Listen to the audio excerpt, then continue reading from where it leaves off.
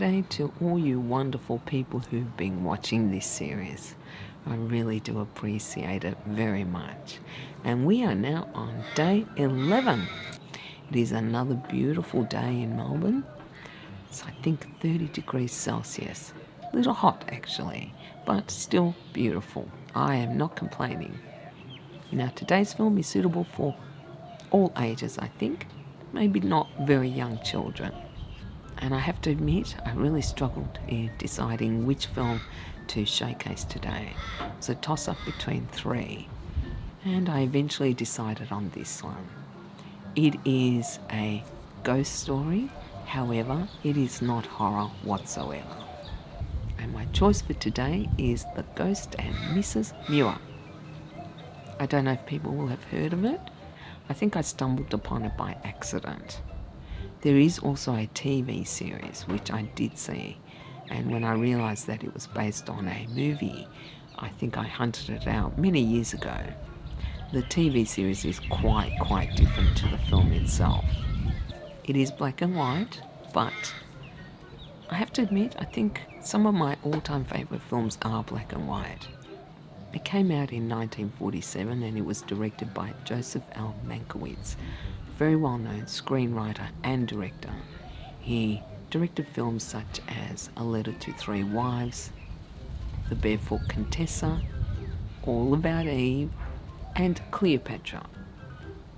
It stars Gene Tierney, luminously beautiful Gene Tierney, who really didn't act in a lot of films. Another one of her films which I really love is Laura. It also stars Rex Harrison, better known for films like Dr. Dolittle and My Fair Lady with Audrey Hepburn. There's also Edna Best, who I recently saw in a Hitchcock film, The Man Who Knew Too Much. George Sanders, always sophisticated, always sardonic. I really think he made that character his own. And a very young Natalie Wood.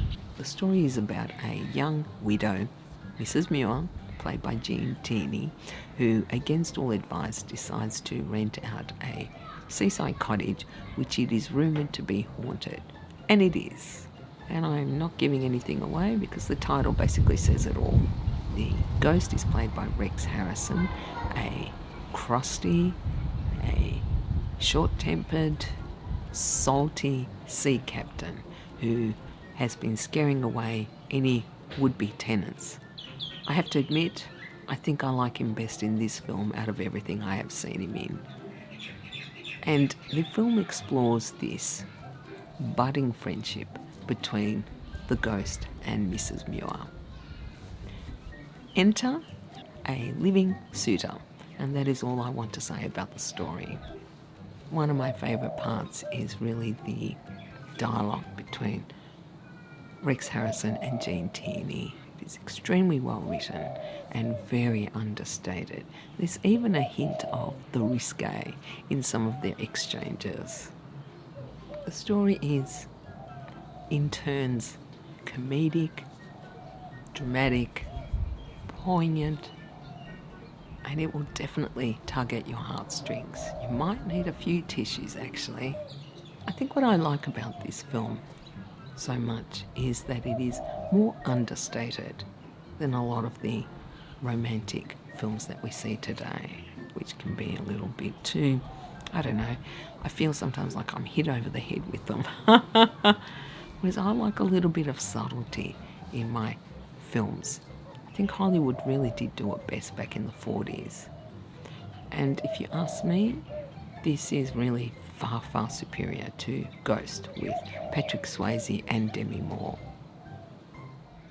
This is one of those films that I think is beautiful to look at, wonderfully shot, and the score is evocative and haunting at the same time.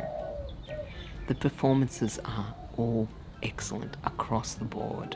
And this is a film that I like to revisit quite often, actually, because I really love the story and the acting and everything about it. But I have to be in the right mood for it because it isn't one of these light-hearted comedies. I highly recommend this film if you like something that is a little different to most traditional romances, because it is definitely that. Let me know if you have heard of this film, if you've seen it, and what your views are on it. Again, thank you to all of you for watching this series. I really do appreciate it. I hope you all have a beautiful day, and I'll see you tomorrow. Bye.